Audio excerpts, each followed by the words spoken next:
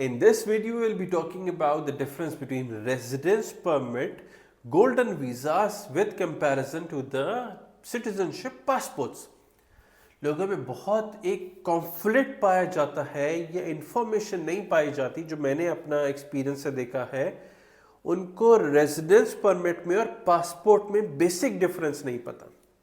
तो देखिए, मैं आपको आसान अल्फाजों में हमेशा जिस तरह बताता हूँ आसान करके बताता हूँ। रेजिडेंस परमिट या आपका golden visa is the legal right to stay in a country, that's it. Passport on the other hand आपको देखा जाए तो एक मुल्क आपको पासपोर्ट देता है ताकि आप उसके मुल्क के शहरी बन जाए। समझ आया? नहीं आया? देखिए, रेजिडेंस परमिट फॉर सपोज इस वक्त जो प्रोमिनेंट जो आ जाते हैं, जो हमारे पास दुबई का है, ठीक है, पोर्चुगल का है, माल्टा का है, ग्रीस का है, ठीक है, वो कहते हैं कि जी फॉर सपोज दुबई की हम बात करते हैं, what ever the situation is, कि आप 2 मिलियन दिरहम वहाँ पे इन्वेस्ट करते हैं, ये इंटेंशन शो करते हैं। ग्रीस कहता है 2.5 लाख यूरो कि आप वहाँ पे इन्वेस्टमेंट करते हैं रियल एस्टेट के अंदर, तो गवर्नमेंट आपको राइट टू लिव देती है 5 सालों के लिए या in terms of golden visa 10 सालों के लिए। बट विद अ कंडीशन, जिस दिन आपने वो प्रॉपर्टी बेची, आपका वो गोल्डन वीजा या आपका वो जो रेजिडेंस परमिट है वो कैंसिल हो जाएगा या रिवोक हो जाएगा, ठीक है। उसके साथ आपको राइट टू लिव वहां पे मिलता है, राइट टू वोट नहीं मिलता, राइट फॉर रिटायरमेंट नहीं मिलता, कोई आपको गारंटी या श्योरिटी नहीं मिलती कि फॉर द फ्यूचर आप उसको कन्वर्ट कर सकते हैं पासपोर्ट के अंदर। वो इसी तरह ही है, आप एक मुल्क में एज अ मुसाफिर या एज अ रेजिडेंट बन के रह रहे हैं, ठीक है। जिस तरह देखा जाए, हमारे बड़े जो हैं वो अगर सऊदीया गए, 30-30 साल लोगों ने सऊदीया में गुजार दिए, 40-40 50-50 साल दुबई में गुजार दिए, स्टिल वो वीज़ास पर है वहाँ पे। वो आप उसको रेजिडेंस परमिट कह लें, उसको आप गोल्डन वीज़ा कह लें, बात तो एक ही है, ठीक है ना। ऑन द अदर हैंड, जिस तरह हमारे पास इस वक्त 2 पॉपुलर फेमस जो है प्रोग्राम्स है, एक करेबियन का जो हमारे लोगों के लिए सूटेबल नहीं है, दूसरा तुर्की का, ठीक है। गवर्नमेंट कहती है आप $4 लाख हमारी इकोनॉमी में, हमारे रियल एस्टेट में इन्वेस्ट करो, मैं आपको, आपके स्पाउस को और जो बच्चे 18 से छोटे हैं उन सबको मैं पासपोर्ट देता हूं। जो राइट आपका है पासपोर्ट लेने का, वही राइट एक टर्किश बच्चे का है जो टर्किश माँ बाप के थ्रू यहां पे पैदा हुआ।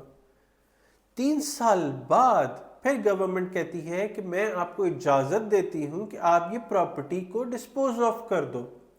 तो जिस तरह रेजिडेंस परमिट में हुआ था, आपकी प्रॉपर्टी बेचते ही आपका रिवोक हो गया था, पासपोर्ट में ऐसा बिल्कुल भी नहीं है। पासपोर्ट में आपने प्रॉपर्टी अगर तुर्की में ली, बेच दी, तो क्या हुआ, पासपोर्ट आपको फ्री का मिल गया वो, और प्रॉपर्टी को आपने लिक्विडेट करके दोबारा से री इन्वेस्ट कर लिया। इस पे आपको राइट टू लिव मिलता है, राइट टू वोट मिलता है, राइट फॉर रिटायरमेंट मिलता है, बच्चों की एजुकेशन मिलता है, हेल्थ केयर मिलता है, सारा कुछ आपको मिलता है। तो क्या हुआ, इन दोनों में से पूछा जाए सेफर कौन सा है, तो पासपोर्ट सेफर है, ठीक है। साथ साथ में इसके अगर रेजिडेंसी देखा जाए तो it's just a life style, कि जी मुझे मजबूरी है, मैं एक मुल्क में रहना चाहता हूँ, काम है, ये मेरा ट्रेवलिंग है।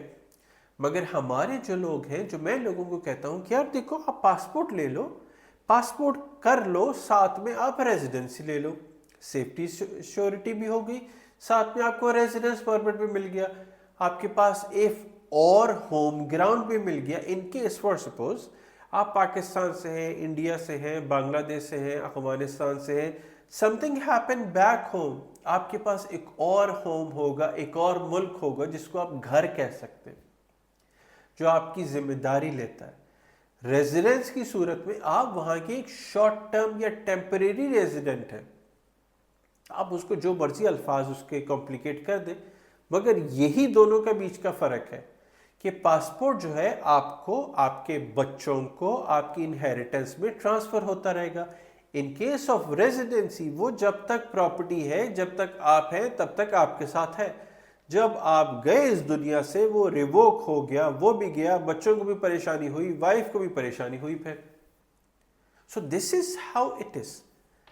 आई believe I have made myself clear.